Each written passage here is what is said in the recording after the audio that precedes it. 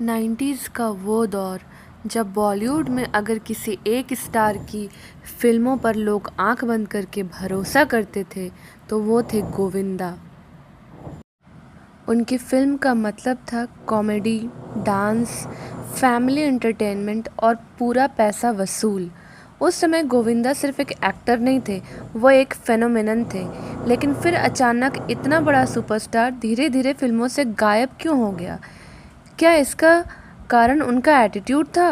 क्या बॉलीवुड पॉलिटिक्स ने उन्हें बाहर कर दिया या फिर उन्होंने खुद अपने करियर को बर्बाद किया? आज के इस वीडियो में हम जानेंगे गोविंदा की पूरी कहानी, उनके स्ट्रगल से लेकर स्टारडम तक का और फिर शॉकिंग डाउनफॉल तक।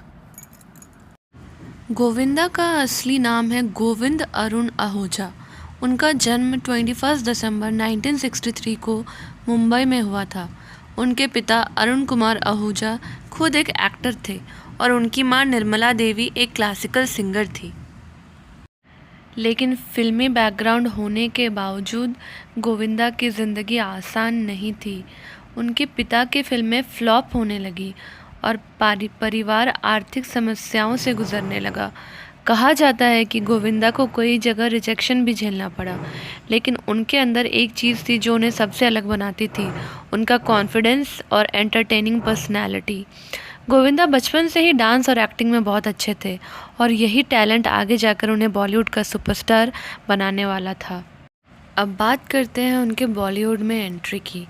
1986 में गोविंदा ने फिल्म इल्ज़ाम से बॉलीवुड में डेब्यू किया और पहली ही फिल्म में लोगों ने नोटिस करना शुरू कर दिया कि ये लड़का कुछ अलग है। उनका डांस स्टाइल, उनकी कॉमिक एक्सप्रेशंस और उनका देसी चार्म लोगों को बहुत पसंद आया। धीरे धीरे गोविंदा ने एक के बाद एक हिट फिल्में देना शुरू कर दिया। उस समय बॉलीवुड में एक्शन हीरोज़ का दौर था, लेकिन गोविंदा ने कॉमेडी और फैमिली एंटरटेनमेंट को नई पहचान दी। उनकी पेयरिंग खासकर करिश्मा कपूर और रवीना टंडन के साथ बहुत हिट रही। 90s में गोविंदा का स्टारडम अपने पीक पर पहुंच चुका था। Coolie number 1, hero number 1, Raja Babu, दूल्हे राजा, साजन चले ससुराल, हसीना मान जाएगी, लगातार हिट फिल्में। गोविंदा उस समय इतने बड़े स्टार बन चुके थे कि प्रोड्यूसर सिर्फ उनकी डेट्स पाने के लिए लाइन लगाते थे। कहा जाता है कि एक समय पर वो 40 से ज़्यादा फिल्मों में काम कर रहे थे। लेकिन गोविंदा की सबसे बड़ी ताकत थी उनकी कॉमेडी टाइमिंग। उनके एक्सप्रेशंस इतने नेचुरल होते थे कि ऑडियंस खुद को हंसने से रोक नहीं पाते थे। और डांस, उस समय गोविंदा जैसा डांस बॉलीवुड में शायद ही कोई करता था। उनके सॉन्ग्स आज भी पार्टीज़ और रील्स में वायरल होते रहते हैं। गोविंदा ने मिडिल क्लास ऑडियंस के दिलों में एक अलग जगह बनाई थी। वो स्क्रीन पर बिल्कुल आम आदमी जैसे लगते थे। वो शायद यही वजह थी कि लोग उनसे कनेक्ट कर पाते थे। लेकिन कहते हैं ना, हर सुपरस्टार का एक डिफ़िकल्ट फेज़ ज़रूर आता है। धीरे धीरे इंडस्ट्री में गोविंदा को लेकर कंप्लेंट्स बढ़ने लगी। कई डायरेक्टर्स ने कहा कि गोविंदा सेट्स पर बहुत लेट आते थे। कई बार पूरा क्रू घंटों तक उनका इंतज़ार करता था। उनकी प्रोफेशनल लाइफ पर सवाल उठने लगे और यहीं से धीरे धीरे उनके रिलेशनशिप्स भी ख़राब होने लगे। सबसे बड़ा शॉक तब आया जब डायरेक्टर डेविड धवन और गोविंदा की लेजेंडरी पार्टनरशिप टूट गई। लेकिन डेविड धवन और गोविंदा ने साथ में कई ब्लॉकबस्टर दी थी, लेकिन रिपोर्ट्स के मुताबिक दोनों के बीच मिसअंडरस्टैंडिंग्स बढ़ने लगी और जब उन्हें यह हिट पेयरिंग टूटी तब गोविंदा के करियर को बहुत बड़ा नुकसान हुआ। 2000 आते आते बॉलीवुड पूरी तरह बदल चुका था। अब ऑडियंस स्टाइलिश सिनेमा और मॉडर्न स्टोरी टेलिंग पसंद करने लगी थी।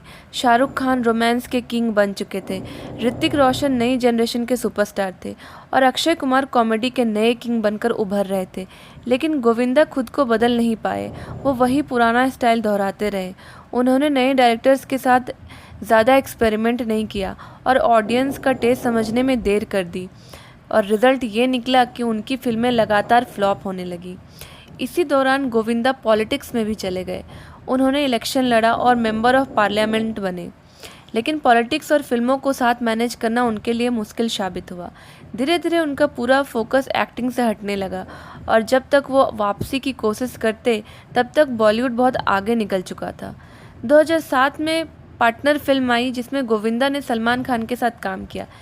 फिल्म सुपरहिट रही और ऑडियंस को फिर से पुराना गोविंदा देखने को मिला। लोगों को लगा कि अब गोविंदा वापस आ गए हैं, लेकिन अनफॉर्चुनेटली वो उस सक्सेस को कंटिन्यू नहीं कर पाए। इसके बाद उनकी कई फिल्में आई, लेकिन कोई बड़ा इम्पैक्ट नहीं छोड़ पाई।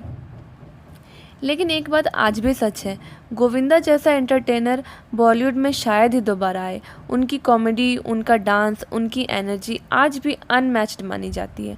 हाँ, उन्होंने मिस्टेक्स की, शायद वो समय के साथ खुद को बदल नहीं पाए, लेकिन 90s के फैंस के दिलों में गोविंदा आज भी सुपरस्टार है और शायद यही उनकी सबसे बड़ी लेगेसी है।